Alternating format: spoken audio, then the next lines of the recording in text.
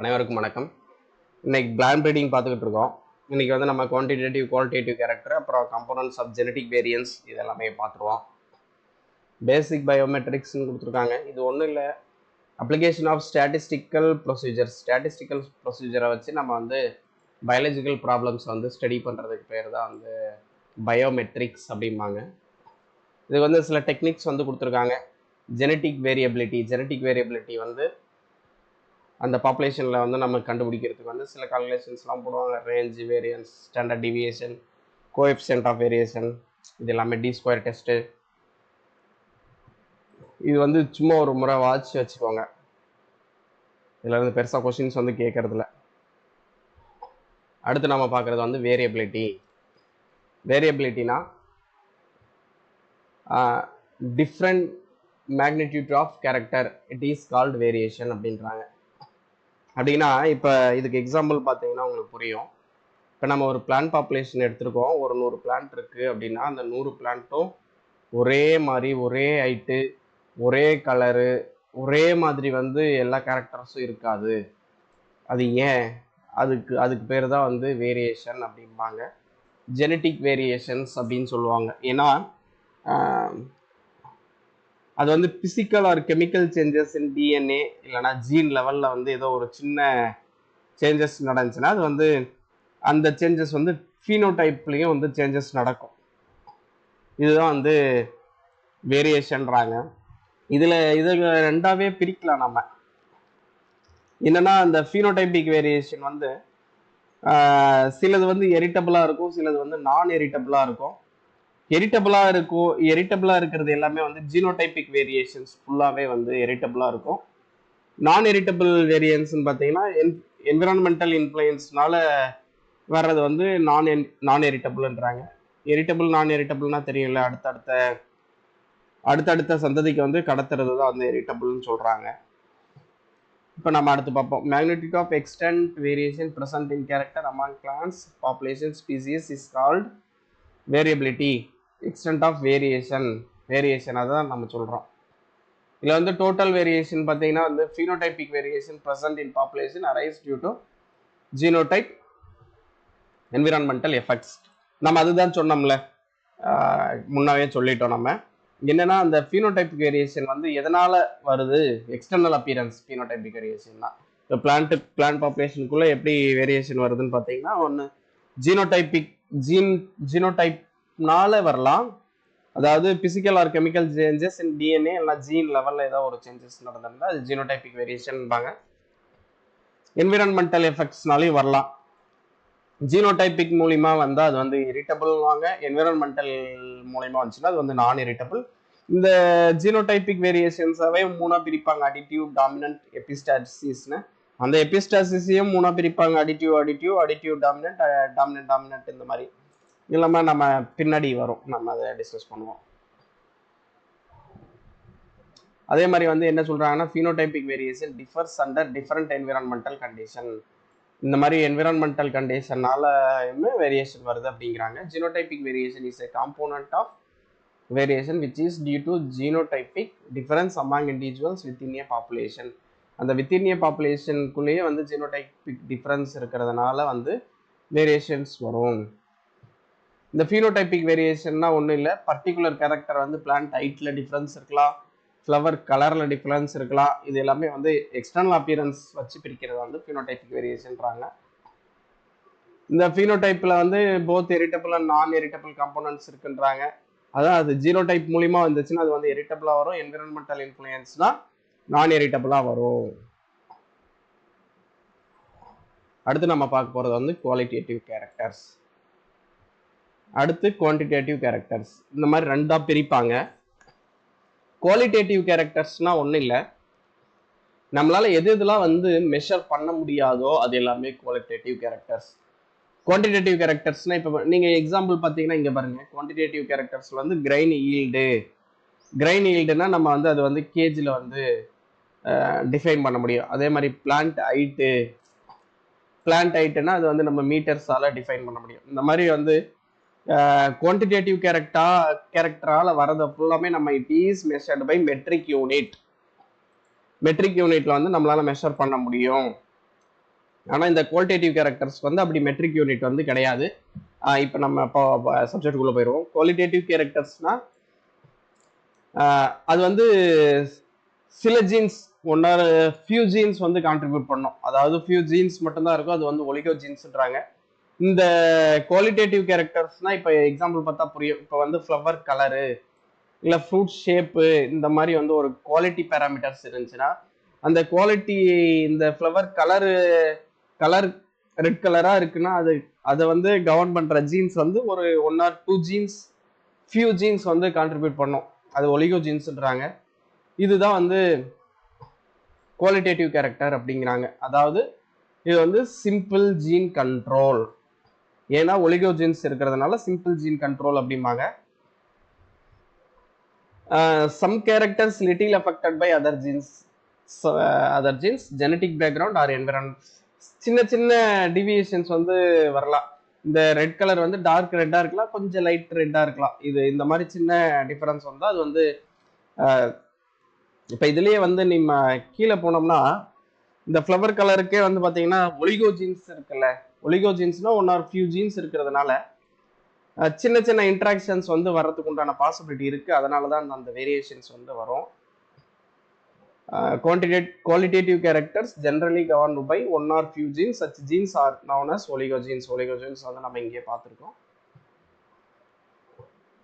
அடுத்து வந்து இந்த variation is discontinuous variation. Discontinuous வேரியேஷன்னா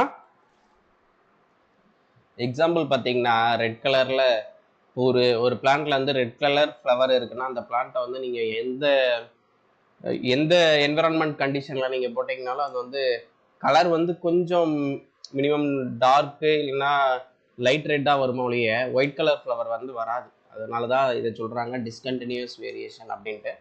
அதே மாதிரி இதோட எரிட்டபிலிட்டி வந்து ஹையாக இருக்கும். இது வந்து ஹைலி ஸ்டேபிள் அப்படிங்கிறாங்க.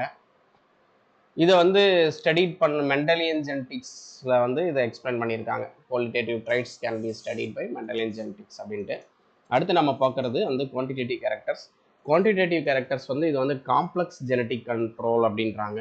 ஏன் காம்ப்ளெக்ஸ் ஜெனடிக் கண்ட்ரோல்னா இது வந்து govern by many genes, polygenes வந்து இதில் இன்வால்வ் ஆகும்.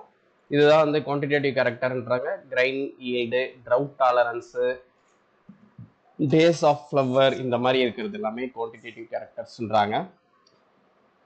இது எல்லாமே என்விரான்மெண்ட்டால் அதிகமாக அஃபெக்ட் ஆகும். குவாலிட்டேட்டிவ் கேரக்டர்ஸை விட அதிகமாக அஃபெக்ட் ஆகும். ஏன்னா இதில் வந்து பாலிஜீன்ஸ் இருக்குது. இதை தான் சொல்கிறாங்க, these characters are governed by several genes, small individual effect. ஒவ்வொரு ஜீன்ஸுக்குமே ஒரு எஃபெக்ட் இருக்கும். அந்த ஜீன்ஸ் எல்லாமே வந்து கான்ட்ரிபியூட் பண்ணும். These genes are known as polygenes அப்படின்றாங்க. இதை தான் குவான்டிடேட்டிவ் கேரக்டர்ஸ் பாலிஜீன்ஸ் இன்வால்வ் ஆகுதுன்றாங்க. வேரியேஷன் வந்து கண்டினியூஸ்ன்றாங்க. ஏன்னா இப்போ வந்து நீங்கள் வந்து ஒரு பேடி வெரைட்டி எடுத்து இந்த ஒரு லொக்கேஷனில் போட்டிங்கன்னா ஒரு மாதிரி ஈல்டு கிடைக்கும். அதே வேறு லொக்கேஷனில் போட்டிங்கன்னா அதே ஈல்டு வந்து கிடைக்காது. ஏன்னா வேரியேஷன் வந்து இருக்கும். அதனால தான் இதை வந்து பாலிஜீன்ஸ் இருக்கிறதுனால இதில் வந்து வேரியேஷன் வந்து கண்டினியூஸ் வேரியேஷன் அப்படின்றாங்க. It is measured by metric unit. நம்ம முன்னே பார்த்துட்டோம். மெட்ரிக் யூனிட்டில் வந்து இதை மெஷர் பண்ண முடியும். யூனிட்டை ஈல்டை வந்து கேஜிஸில் வந்து டன்ஸில் மெஷர் பண்ணலாம். நம்ம heritability of characters are low அப்படிங்கிறாங்க. இது வந்து லெஸ் ஸ்டேபிளாக இருக்கும். ஏன்னா சென்சிட்டிவ் டு என்விரான்மெண்ட்டுக்கு ரொம்ப சென்சிட்டிவாக இருக்கும். இதை வந்து ஸ்டாட்டிஸ்டிக்கல் அனலைஸ் பண்ணோம்னா மீன் வேரியன்ஸ், கோவேரியன்ஸ் இதை வச்சு நம்ம பண்ணுவாங்க. அடுத்து முக்கியமானது வந்து இந்த கொஸ்டின் வந்து கேட்டிருக்காங்க. ஒரு quantitative characters considerably affected by environment அப்படின்றாங்க. இதில் வந்து இது பார்த்தீங்கன்னா ஃபீனோடைபிக் வேரியன்ஸ் வந்து எதனால் வரும்னா genotypic variance plus environmental variance இது ரெண்டும் சேர்ந்தா ஃபீனோடைபிக் வேரியன்ஸ் அப்படிங்கிறாங்க. P = G+C. அதே வந்து என்விரான்மெண்ட் வேரியன்ஸ் வந்து என்விரான்மெண்ட்டோட தாக்கம் 0வா இருந்துச்சுன்னா அப்போ வந்து phenotypic variance is equal to genotypic variance. ஓகேவா? இதான் வந்து இங்கே சொல்ல வராங்க. அடுத்து நம்ம பார்க்க போகிறது வந்து quantitative trait locus. Chromosomal region that contains genes that affects the quantitative trait அப்படின்றாங்க.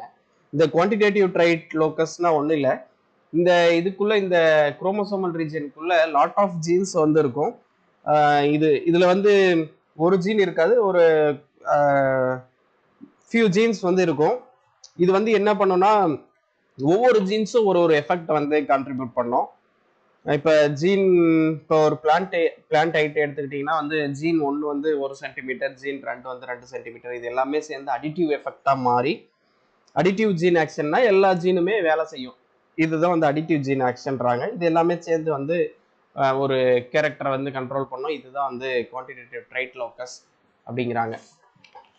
இதில் நிறைய ஜீன்ஸ் எப்பவுமே வந்து மோர் ஜீன்ஸ் வந்து வேலை செஞ்சிச்சுன்னா அங்கே வந்து வேரியேஷன் வந்து இருக்கத்தான் செய்யும். Chromosomal region that contains a gene that affects the quantitative trait அப்படிங்கிறாங்க. ஓகேவா? அந்த குவான்டிடேட்டிவ் கேரக்டர்ஸை வந்து வேரியபிள் வரதுக்கு உண்டான ஒரு ரீசனும் வந்து இந்த குவான்டிடேட்டிவ் ட்ரைட் லோக்கஸ் அப்படின்றாங்க. அடுத்து பார்க்கறது வந்து மல்டிபிள் ஃபேக்டர் ஹைப்போதிசிஸ். இது வந்து என்ன, இது ஒன்றும் இல்லை, இது வந்து பாலிஜெனிக் ஆர் இல்லைனா குவான்டிடேட்டிவ் இன்ஹெரிட்டன்ஸ் ஆஃப் ஹைப்போதிசிஸ் அப்படிம்பாங்க. இது ஒன்றும் இல்லை, ஸ்டேட்ஸ் த குவான்டிடேட்டிவ் ட்ரைட் லைக் ஹைட் ஆகட்டும், வெயிட்டு, ஈல்டு, இது எல்லாமே வந்து பாலிஜீன்ஸ் வந்து கண்ட்ரோல் பண்ணணும். நம்ம முன்னாவே பார்த்துட்டோம். இது எல்லாமே வந்து ஸ்மால் அண்ட் அடிட்டிவ் எஃபெக்ட் வந்து ஒவ்வொரு ஜீனுமே வந்து கான்ட்ரிபியூட் பண்ணணும். அது கூட வந்து என்விரான்மெண்டல் இன்ஃப்ளூயன்ஸும் இருக்கும் அப்படிங்கிறாங்க. இது வந்து நெல்சன் ஹீல் வந்து இது பண்ணியிருப்பாரு. இவரோட ரிசர்ச் பார்த்தீங்கன்னா கர்னல் கலர் இன் வீட்டில் இருந்து இது பண்ணியிருப்பாங்க. இதில் வந்து 2 பேர் ஜீன்ஸ் வந்து கெர்னல் கலருக்கு வந்து கான்ட்ரிபியூட் பண்ணுது அப்படின்னு சொல்லி போட்டிருக்காங்க. அடுத்து நம்ம பார்க்க போகிற முக்கியமான டாபிக் வந்து காம்போனன்ட்ஸ் ஆஃப் ஜெனட்டிக் வேரியன்ஸ். இது வந்து ஃபிஷர் அப்படின்றவர் வந்து ஜெனட்டிக் வேரியன்ஸை வந்து 3 டைப்ஸாக பிரிப்பாங்க: அடிட்டிவ், டாமினன்ஸ், எபிஸ்டாசிஸ்னு. அடுத்து வந்து ஹேமன் அண்ட் மேத்தர் வந்து என்ன பண்ணியிருப்பாங்கன்னா இந்த எபிஸ்டாசிஸ் வேரியேஷனை மட்டும் 3 டைப்பாக பிரிச்சிருப்பாங்க: அடிட்டிவ், அடிட்டிவ் டாமினன்ஸ், டாமினன்ஸ்னு. இது என்னன்றது வந்து நம்ம கீழே பார்ப்போம். இப்போ நம்ம பார்க்க போகிறது வந்து ஃபர்ஸ்ட் வந்து அடிட்டிவ் வேரியன்ஸ். இந்த இப்போ வேரியன்ஸ்னால் நம்ம வந்து முன்னவே பார்த்துட்டோம். ஏன்னா எல்லா பிளான்ட்டும் வந்து ஒரே மாதிரி இருக்காது, ஒரே மாதிரி வந்து எக்ஸ்டர்னல் அப்பியரன்ஸ் இருக்காது, வேரியேஷன் இருக்கும். இது வந்து வேரியன்ஸ்ன்றாங்க. இப்போ வந்து நம்ம அடிட்டிவ் வேரியன்ஸ்னு பார்க்குறோம். அடிட்டிவ் வேரியன்ஸ்னால் ஒன்றும் இல்லை, நீங்கள் சிம்பிளாக அண்டர்ஸ்டாண்ட் பண்ணணும்னா இதில் வந்து நிறைய ஜீன் இருக்கும். அந்த ஜீன் எல்லாமே இண்டிபெண்ட்லி ஆக்ட் ஆகும். ஒவ்வொன்றும் அதோட இண்டிவிஜுவல் வந்து எஃபெக்ட் வந்து ரோலை வந்து பிளே பண்ணும், ஒரு அடிட்டிவ் ஆக்ஷனை வந்து கிரியேட் பண்ணும். இதுதான் வந்து additive variance. Arises from difference between 2 ஹோமோசைகோட்ஸ் இருக்கும்.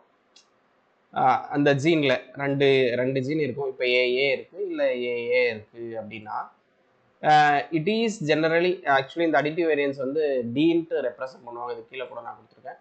Additive variance is due to average effect of genes on all segregating loci. இதான் நான் சொன்னேன்ல, ஒவ்வொரு ஜீன்ஸுக்குமே ஒரு வேல்யூ இருக்கும். அது வந்து அது தனித்தனியாக அதோட கான்ட்ரிபியூஷன் வந்து பண்ணிக்கிட்டே இருக்கும். இதுதான் வந்து அடிட்டிவ் வேரியன்ஸ்ன்றாங்க. Additive variance is associated with homozygosity அப்படின்றாங்க. இதுக்கு ஒரு சின்ன எக்ஸாம்பிள் கொடுத்தா உங்களுக்கு புரியும். நான் இது ஒரு எக்ஸாம்பிள் தான். இப்போ வந்து ஏஏ, இந்த ஏஏவோட கான்ட்ரிபியூஷன் வந்து ஒரு ஏவோட கான்ட்ரிபியூஷன் வந்து 5ன்னு வச்சுக்கிட்டிங்கன்னா, இப்போ ஏஏனா இதோட கான்ட்ரிபியூஷன் வந்து 10 சென்டிமீட்டர் ஹைட்டில் வச்சுக்கோங்க. அதே வந்து இந்த ஸ்மால் ஏவோட கான்ட்ரிபியூஷன் வந்து 1ன்னு வச்சுக்கிட்டிங்கன்னா இது 1 + 1 2. சரிங்களா? இப்போ இதோட டிஃபரன்ஸ் பிட்வீன் ஹோமோசைகோட்ஸ் நீங்கள் கொடுத்துருக்காங்க பார்த்தீங்களா? Difference between homozygotes, 2 homozygotes. இதுதான் வந்து எக்ஸாம்பிள் வந்து ஏஏன்னு கொடுத்துருக்கு. இப்போ நீங்கள் பார்த்தீங்கன்னா இப்போ வந்து புரியும். இதோட வேல்யூ வந்து 10, இதோட வேல்யூ 2. அப்போ இதோட டிஃபரன்ஸ் பார்த்தீங்கன்னா 10 - 2 = 8. இந்த 8 தான் அந்த பிளான்ட்டோட ஹைட்டாக இருக்கும். ஒவ்வொரு ஜீனும் வந்து கான்ட்ரிபியூட் பண்ணோம். இது வந்து அடிட்டிவ் எஃபெக்டாக இருக்கும். இதுதான் வந்து அடிட்டிவ் வேரியன்ஸ் அப்படின்றாங்க. சிம்பிளாக இப்படிதான் வந்து இதை எக்ஸ்பிளைன் பண்ண முடியும். அதுவும் இல்லாமல் இதில் வந்து டாமினன்ஸ் இருக்கிறதுல, டாமினன்ஸ்னா இதில் ஒரு கேரக்டர் மட்டும் எக்ஸ்பிரஸ் ஆகும், இன்னொரு கேரக்டர் வந்து மாஸ்க் பண்ணிடும். இதுக்கு பேர் தான் வந்து டாமினன்ஸ்னுவாங்க. இதில் வந்து டாமினன்ஸ் நோ ஹைடிங் எஃபெக்ட் எதுவுமே வர்றதில்ல. இது வந்து ஒரு பியூர் லைன்ஸ் ஆக்ட் ஆகும். அதுவும் இல்லாமல் இது வந்து ஃபிக்ஸபிளாக இருக்கும். இதை வந்து நம்ம செலக்ட் பண்ணிட்டோங்கன்னா அடுத்தடுத்த ஜென்ரேஷனில் வந்து நம்மளால யூஸ் பண்ணிக்க முடியும். அதனால இது அடிட்டிவ் வேரியன்ஸ் தான் வந்து அடிட்டிவ் வேரியன்ஸ் வந்து நம்ம அப்படியே நெக்ஸ்ட் ஜென்ரேஷனுக்கு வந்து நம்ம யூஸ் பண்ண முடியும். ஃபார்மர்ஸ் வந்து அப்படியே செலக்ட் பண்ணி யூஸ் பண்ண முடியும் அடிட்டிவ் வேரியன்ஸ் இருந்துச்சுன்னா. அடுத்து நம்ம பார்க்க போகிறது வந்து டாமினன்ஸ் வேரியன்ஸ் அப்படின்னா இன்ட்ரா அல்லீலிக் இன்டராக்ஷன் அப்படின்றாங்க. It is due to deviation of heterozygote phenotype from the average of phenotypic values of two homozygotes அப்படின்றாங்க. உங்களுக்கு கண்டிப்பாக புரிஞ்சிருக்காது. இது ஆக்சுவலி என்ன சொல்ல வராங்கன்னா, இது வந்து ரெப்ரசன்ட் பண்ணுறது வந்து அச்சின் ரெப்ரசன்ட் பண்ணுவாங்க. நம்ம முன்ன பார்த்த மாதிரியே ஒரு எக்ஸாம்பிள் வந்து பார்ப்போம். இதில் என்ன சொல்கிறாங்கன்னா, deviation of heterozygote phenotype from average of an phenotypic values அப்படின்றாங்க. average of an phenotypic values of two homozygotes அப்படின்றாங்க.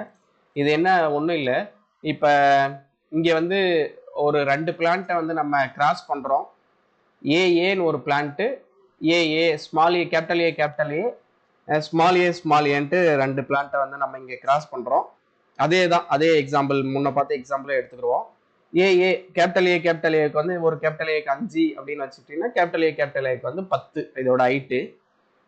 அதே இங்கே ஸ்மால் ஏக்கு வச்சோம்னா 2 ஓகேங்களா. இப்போ நம்ம இது 2 கிராஸ் பண்ணோம்னா ஏஏ கிராஸ் பண்ணோம்னா ஃபர்ஸ்ட் ஃபிலியல் ஜெனரேஷன் நமக்கு எப்படி வரும், கேபிட்டல் ஏ ஸ்மால் ஏ. அதுதான் வந்து இங்கே சொல்றாங்க heterozygote. இங்கே வந்துருச்சா, phenotype from average of a phenotypic values of 2 homozygotes. இந்த 2 homozygote 2யும் நம்ம கிராஸ் பண்றோம். அதுலேருந்து வர ஃபர்ஸ்ட் ஃபிலியல் ஜெனரேஷன் வந்து heterozygote இருக்கு. அதுதான் வந்து கேபிட்டல் ஏ ஸ்மால் ஏ. இதுல என்ன இருக்கு டீவியேஷன் என்ன சொல்ல வராங்கன்னா, இப்போ நம்ம இதோட வேல்யூ வந்து 10ன்னு பார்த்துட்டோம், இதோட வேல்யூ 2ன்னு பார்த்துட்டோம். இதோட ஆவரேஜ் பார்த்தீங்கன்னா 2யும் கூட்டி 2ஆல டிவைட் பண்ணீங்கன்னா 10 + 2 is equal to 12 divided by 2 6 வந்துருச்சுங்களா. இதோட ஆவரேஜ் வேல்யூ. அப்போ இந்த ஹெட்ரோசைகோட்டோட வேல்யூ வந்து 6ஆ இருக்கணும் ஓகேங்களா. இப்போ வந்து டீவியேஷன் தெரியுதுங்களா. இப்போ நமக்கு வந்து பெட்டர் பேரண்ட் தான் கிடைச்சிருக்கணும். ஆனால் இங்கே வந்து அந்த டீவியேஷன் வந்து நமக்கு நல்லாவே தெரியும். இதில் வந்து இந்த homozygote A A is not is equal to heterozygote A A. அதனால அந்த டீவியேஷன் இருக்கு பார்த்தீங்களா. இதுதான் வந்து என்ன சொல்றாங்கன்னா டாமினன்ஸ் வேரியன்ஸ்ன்றாங்க. புரிஞ்சிருக்கும்னு நினைக்கிறேன் நான். ஏன்னா இது வந்து ஒரு ஜீன் வந்து இன்னொரு ஜீனோட எஃபெக்ட் வந்து மாஸ்கிங் பண்ணிடும். ஒன்று வந்து டாமினண்டா வந்து பிளே பண்ணோம். இதை வந்து அச்சின்னு சொல்றாங்க. Deviation from mean value due to intra allelic interaction. அந்த டீவியேஷன் ஏன் வருதுன்னா இன்ட்ரா அல்லீலிக் இன்டராக்ஷன் அப்படின்றாங்க. இப்போ நான் மேலே சொன்ன இந்த எக்ஸாம்பிள் தான் ஓகேங்களா. அடுத்து நம்ம பார்க்க போகிறது வந்து எபிஸ்டாசிஸ் வேரியேஷன். அதுவும் இல்லாமல் இது வந்து ஹெட்ரோசைகோட்டாக இருக்கிறதுனால அந்த நாட் ஃபிக்ஸபிளாக இருக்கும் ஹெட்ரோசைகோட் கண்டிஷன்ஸில் இருக்கிறதுனால. அதுவும் இல்லாமல் அடிட்டிவ் இருந்தால் வந்து ஒரு ப்ரிடிக்ட் பண்ண முடியும். இது வந்து கம்பினேஷன் ஜீன் எல்லா ஜீனும் வந்து இண்டிவிஜுவலாக இது பண்ணுறதுனால அடிட்டிவ் ஆக்ஷனாக இருக்கிறதுனால நம்மளால வந்து ஓரளவுக்கு நம்ம ப்ரிடிக்ட் பண்ண முடியும். பட் இந்த ஹெட்ரோசைகோஸ் கண்டிஷனில் இருக்கிறது நம்மளால இது வந்து அடுத்தடுத்த ஜென்ரேஷன் போனீங்கன்னா இது வந்து ப்ரிடிக்ட் பண்ணுறது ரொம்ப கஷ்டமாக இருக்கும் அப்படின்றாங்க. அடுத்து நம்ம பார்க்குறது வந்து எபிஸ்டாசிஸ். இது வந்து interaction between 2 or more jeans அப்படின்றாங்க. இன்டராக்ஷன் அது வந்து அடிட்டிவ்னா ஆட் ஆகும் ஒவ்வொரு சின்ன இதுவும். இது வந்து டிஃப்ரென்ஸ் இருக்கும் இது டீவியேஷன் இருக்கும். இது வந்து ஒன்றும் இல்லை, இந்த டிஃப்ரென்ஸ் பிட்வீன் 2 homozygotes நம்ம பார்த்துட்டோம். இது வந்து டீவியேஷன்ஸ் இருக்கும். Capital A is not is equal to heterozygote A A அப்படின்ட்டு. இங்கே எபிஸ்டாசிஸ் பார்த்தீங்கன்னா interaction between 2 or more genes represented by, இது வந்து எபிஸ்டாசிஸ் வேரியேஷன் வந்து இ அப்படின்னு சொல்லுவாங்க.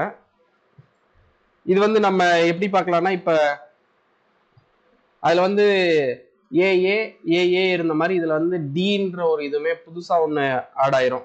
இதில் வந்து ஜீன் ஏ ஒன்று இருக்குது, அப்புறம் வந்து ஜீன் ஏடின்னு ஒன்று இருக்குது. இது ரெண்டும் சேர்த்து தான் வந்து இன்டராக்ஷன் ஆகும். இது ரெண்டும் சேர்த்து தான் வந்து டிசைட் பண்ணும் அதோட output.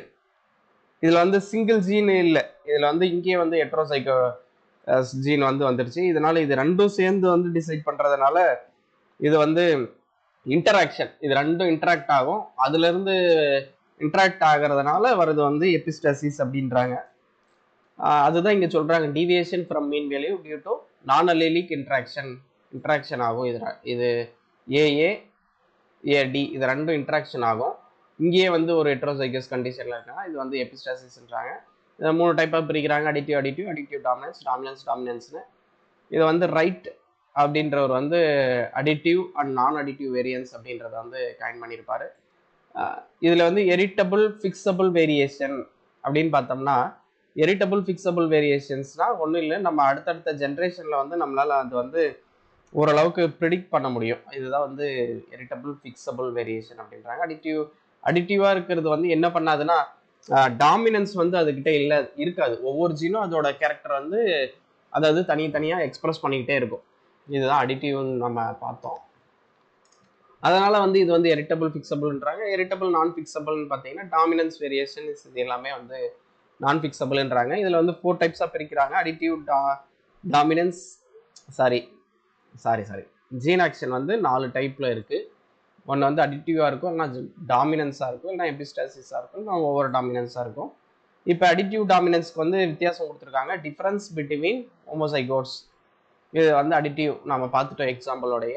டாமினன்ஸ்னா deviation A A from the mean of A A and A A, அதாவது ஹோமோசைகோட்லேருந்து ஹெட்ரோசைகோட்டுக்கு வந்து டீவியேஷன்ஸ் இருக்குது அப்படின்றாங்க.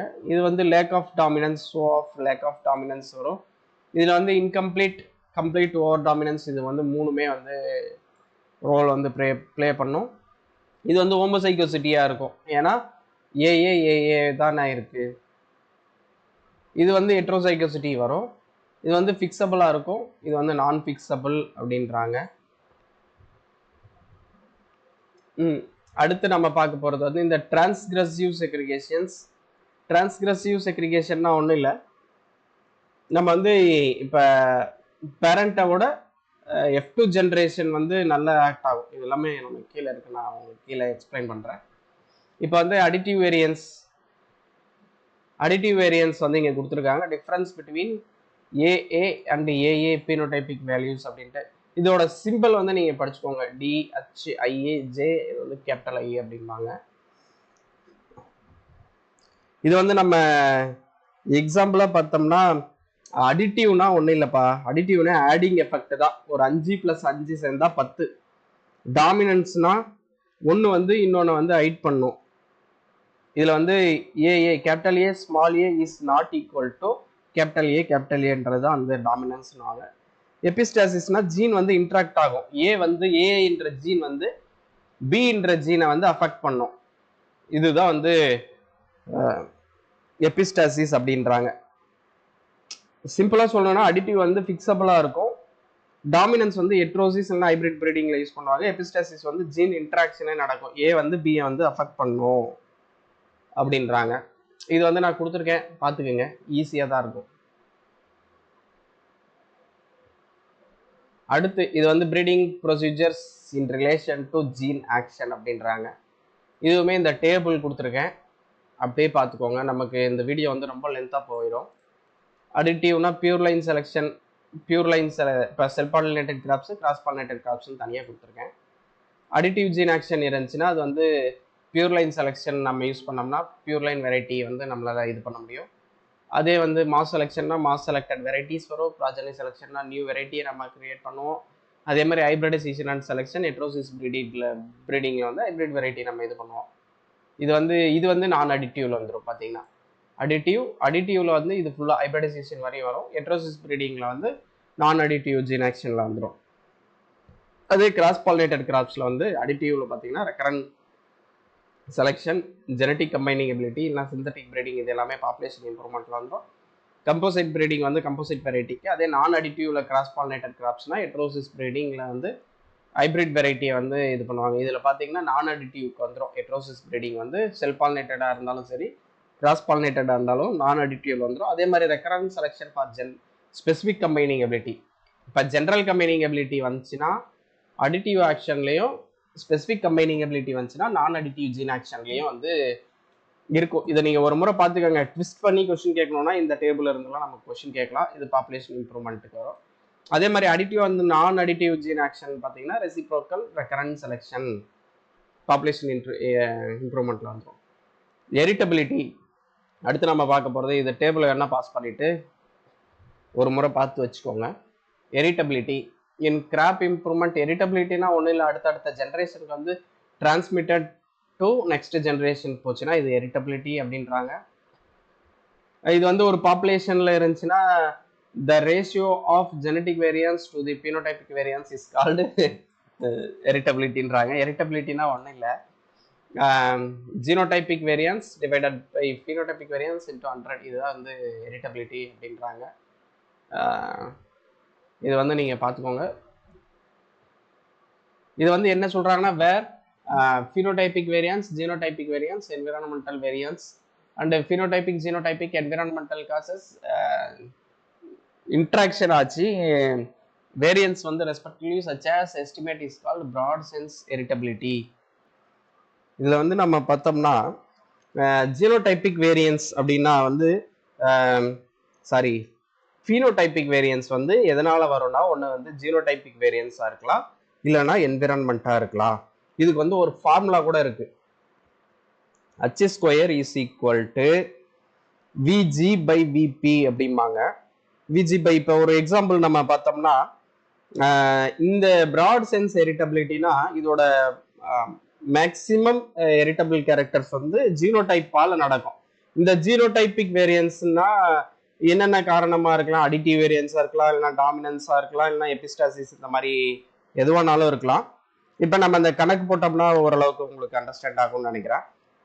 h² is equal to V G. V G ஜீனோட வேல்யூ பார்த்தீங்கன்னா ஒரு 80ன்னு வச்சுக்கோங்க, பினோடைபிக் இது வந்து 100 வச்சுட்டிங்கன்னா 80/100 இஸ் ஈக்குவல் டு 0.8. அந்த ஸ்கொயர் இந்த பக்கம் வந்து ரூட்டாக மாறும். இப்போ வந்து பார்த்தீங்கன்னா கிட்டத்தட்ட 80% வந்துடும். ஓகேங்களா? இதில் வந்து அப்போ 80% வந்து 80%ஓட வேரியன்ஸ் வந்து ஜீனோடைப்னாலும் 20% தான் வந்து டியூ டு என்விரான்மெண்டல் கண்டிஷன் அப்படின்றாங்க. இதுல வந்து இந்த h² வேல்யூ வந்து நான் இங்கே சொல்றேன் பாருங்க, 0.7ல இருந்து 1 வரையும் இருந்துச்சுன்னா வந்து ஐ. அதுல வந்து mostly genetic selection is effective. அந்த மாதிரி இருக்கிறப்ப நம்ம வந்து ஜெனட்டிக் செலெக்ஷன் பண்ணோம்னா எஃபெக்டிவா இருக்கும். மீடியம்னா போத் ஜீனோடைபிக் அண்ட் என்விரான்மெண்டல் ரெண்டுனாலையும் வேரியேஷன் இருக்கும். அதே லோன் பார்த்தீங்கன்னா 0 to 0.3 இது வரையும் இருந்தால் லோன்றாங்க. இது வந்து மோஸ்ட்லி என்விரான்மெண்டால வர்றது அப்படின்றாங்க. இதுல வந்து நம்ம அண்டர்ஸ்டாண்ட் பண்ணிக்க வேண்டியது என்னன்னா, ஐ ஹெரிட்டபிலிட்டினா ஜெனட்டிக்கலி கண்ட்ரோல்டா இருந்துச்சுன்னா தான் அது வந்து ஐ ஹெரிட்டபிலிட்டியா இருக்கும். என்விரான்மெண்டால வந்துச்சுன்னா அது வந்து லோ ஹெரிட்டபிலிட்டியா இருக்கும். இதை தான் வந்து சொல்ல வராங்க. அதுவும் இல்லாமல் நம்ம வந்து ஒரு பிளான்ட்டை வந்து செலக்ட் பண்ணோம்னா அது வந்து ஹெரிட்டபிள் கேரக்டராக இருந்தால் தான் நம்ம அடுத்தடுத்த ஜென்ரேஷன் வந்து நம்ம யூஸே பண்ண முடியாதான் இங்கே சொல்ல வராங்க. இப்போ கேரக்டர் ஹைலி ஹெரிட்டபிள் 80% வந்து ஹெரிட்டபிளாக இருந்துச்சுன்னா தான் வந்து நமக்கு வந்து எஃபெக்டிவாக இருக்கும் அப்படின்றாங்க. இது நேரோ சென்ஸ் ஹெரிட்டபிலிட்டி இங்கே கொடுத்துருக்காங்க. Segregation population is estimation ratio additive gene action to phenotypic variance such as estimate is called நேரோ ஹெரிட்டபிலிட்டி அப்படின்றாங்க. இதை வந்து நம்ம சிம்பிளாக அண்டர்ஸ்டாண்ட் பண்ணணும்னா இங்கே பாருங்கள், சிம்பிளாக எக்ஸ்பிளைன் பண்ணுறேன். இது வந்து estimated by ratio of additive genetic variance to phenotypic variance அப்படின்னா இது ஒன்றும் இல்லை, இது வந்து ஃபார்முலா தான் சொல்கிறாங்க. இதோட ஃபார்முலா வந்து பார்த்தீங்கன்னா narrow sense genetic variability formula வந்து variation of additive variance divided by phenotypic variance. இதுதான் வந்து இங்கே சொல்கிறாங்க, ratio of additive genetic variance to phenotypic வேரியன்ஸ்னு. இப்போ ஃபார்முலான்னு பார்த்தீங்கன்னா VA டிவைடட் பை VPன்னு வரும். இதில் நம்ம லாஸ்ட் கிளாஸ்லேயே வந்து சொல்லியிருக்கோம் என்னன்னா, அடிட்டிவ் வேரியன்ஸ் தான் வந்து நமக்கு வந்து ஹெரிட்டபிள் ஃபிக்ஸபிளாக இருக்கும், அக்யூரசி வந்து ஐயா இருக்கும், நம்ம செலக்ட் பண்ணுறதுக்கும் ஆகும். அதுவும் இல்லாமல் ப்ரீடிங் ப்ரொசீஜர்ஸுக்கு எல்லாருக்குமே அடிட்டிவ் ஜீன் ஆக்ஷன்ஸ் தான் வந்து நமக்கு யூஸ்ஃபுல்லாக இருக்கும். இப்போ இதே நம்ம வந்து ப்ராட் சென்ஸ் ஜெனட்டிக் வேரியபிலிட்டி பார்த்தோம்னா variation of genetic variation divided by விபின்றாங்க. இப்போ இந்த அடிட்டிவ் வேரியேஷன்ல வெறும் அடிட்டிவ் ஜீன் ஆக்ஷன் மட்டும் நடக்கும், ஆனால் ஜெனட்டிக் வேரியேஷன்ல அப்படி கிடையாது. அடிட்டிவ் வேரியேஷன் நடக்கும், டாமினன்ஸ் வேரியேஷன் நடக்கும், எபிஸ்டாசிஸ் வேரியேஷன் நடக்கும். இது மூணுமே நடக்கிறதுனால இது வந்து நமக்கு அக்யூரசி ஆஃப் செலெக்ஷன் வந்து லோவாக தான் இருக்கும். இதில் வந்து நமக்கு தேவையானது எதுன்னு பார்த்தீங்கன்னா அடிட்டிவ் ஜீன் ஆக்ஷன் இருக்கிற நேரோ சென்ஸ் ஹெரிட்டபிலிட்டி தான் வந்து நமக்கு ப்ரீடிங்க்கு வந்து நமக்கு யூஸ்ஃபுல்லாக இருக்கிறது. ஓகேங்களா? அண்டர்ஸ்டாண்ட் ஆயிருக்கும்னு நினைக்கிறேன். ஃபார்முலா வேணா இன்னொரு முறை சொல்கிறேன் பார்த்துக்கோங்க. ப்ராட் சென்ஸ் வந்து விஜி டிவைடட் பை விபி, இதுக்கு வந்து விஏ டிவைடட் பை விபி. இதில் விஜின்றது வந்து variation of additive variance, dominance variance, அதுக்கப்புறம் எபிஸ்டாசிஸ் வேரியேஷன், இது மூணுமே வரும். பட் இதில் வந்து வெறும் அடிட்டிவ் வேரியேஷன் மட்டும்தான் வரும். ஜெனட்டிக் அட்வான்ஸ் அப்படின்றாங்க. ஜெனட்டிக் அட்வான்ஸ்லாம் ஒன்றும் இல்லை. நமக்கு வந்து ஒரு பாப்புலேஷன் இருந்துச்சுன்னா அந்த பாப்புலேஷனில் வந்து நமக்கு என்ன தேவையோ அதை மட்டும்தான் நம்ம செலக்ட் பண்ணுவோம்.